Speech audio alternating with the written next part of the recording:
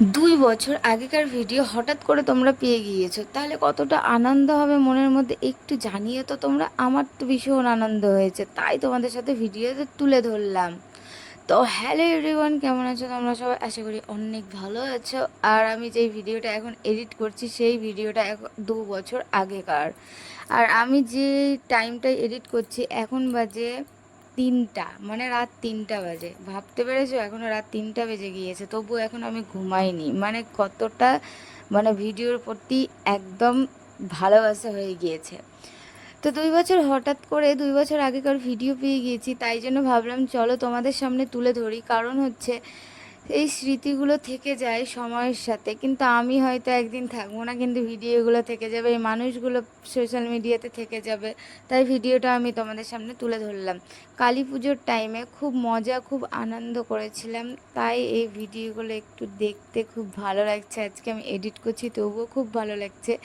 আজকে জানি না কবে আবার আমার নিজের বাড়িতে মানে এইগুলো কালী পুজোগুলো কাটাতে পারবো, কারণ এগুলো হচ্ছে ভাড়া বাড়ি। ভাড়া বাড়িতে তো ভাড়া বাড়ির মতোই হয় ভাই। আর নিজের বাড়িতে কবে কাটাবো যায় না, এখনও কয়েক মাস দেরি আছে, নিজের বাড়িতেও কাটাবো। সেই ভিডিওটাও তোমাদের সাথে অবশ্যই শেয়ার করব।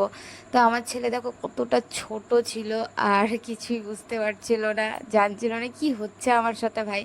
আগে প্রথমত ওর বাবা চুমিয়েছিল, আমাদের কালী পুজোর মধ্যে বাচ্চাদেরকে চুমাতে হয় ছেলেদেরকে। তো আমার বর আগে প্রথমবার মানে চুমাচ্ছিল আর কি। তারপর আমার বর বলছে কিভাবে কিভাবে করতে হয় জানি না, কারণ আমার বর এইসব কোনোদিন করেনি। যেহেতু এইসব জিনিসগুলো ভাই মেয়েদের কাজ, কোনো ছেলেদের কাজ নয়, ঠিক আছে, একদমই নয়। তাই জন্য বুঝতে পারছিল না, কিন্তু ওকে বোঝানো হচ্ছিল, আমার মা আমি বুঝাচ্ছিলাম। তারপর আর কি আমার ছেলে তো বলছে কি যে সব করছে, এই সব কি আমার সাথে হচ্ছে ভাই, আমি তো কিছু বুঝতেই পারছি না। আমাকে খাইয়ে দিচ্ছে, কি সব ঘোরাচ্ছে, মানে আমার ছেলের মাথার উপর দিক দিয়ে যাচ্ছিল। আবার জলটা কিনে বেশ ভালো করে খাচ্ছিল, আমার ছেলে বেশ ভালো করে খাচ্ছিল, খুব বোধহয় জল খাওয়া নিয়ে গেছিলো। তো যাই হোক, আমার বরের যখন ফাইনালি চুমানো কমপ্লিট হয়ে গিয়েছিল, তারপর আর কি আমিও লেগে বললাম আমার ছেলেকে চুমানোর জন্য। তা আমার ছেলেকে যতকাল বেঁচে থাকবো ততকাল এইভাবে মানে জাস্ট চুমাবো, যতকাল চুমাতে হয় হয়। জানি না আমি এইসব আমার বরদের, যেহেতু ওদের কতদিন আছে আমি এসব জানি না। আর প্রথম কথা, এখন আমি আমার বিয়ে হয়ে গিয়েছে, যেহেতু আমার বাবা মায়ের সব কিছু ছেড়ে বরদের সব কিছু পালন করতে হবে, যেহেতু মেয়েদেরকে সবাইকেই করতে হয় বিয়ের পরে।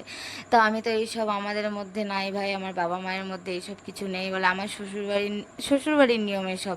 আমার শ্বশুরবাড়ির জন্যই সব কিছু, মানে যেহেতু ওদের আমি সে হয়ে গিয়েছে, আমার বর বলেছিল এইসব আছে, তো আমার বরের কথা শুনেই সব কিছু করি।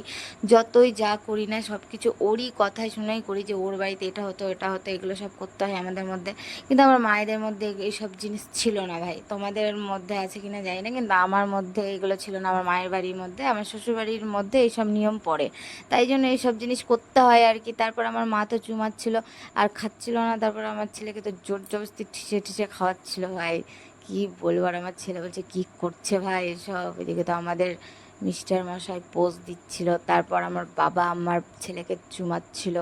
আর দেখো এই স্মৃতিগুলো কতদিন আগেকার, কিন্তু এখনও মানে আমার কাছে পেয়ে গিয়েছি, কত খুশি লাগছে। আর এই সব জিনিস মিস করছি, প্রচুর মিস করছি। ভালোই হয়েছে সেই জিনিসগুলো পারও হয়ে গেছে, কিন্তু মিস করছি অনেক, কারণ এই ভিডিওগুলো থেকে যাবে। তো কেমন লাগবে আমাদের ভিডিওটা প্লিজ কমেন্ট করে জানাতে একদম ভুলো না।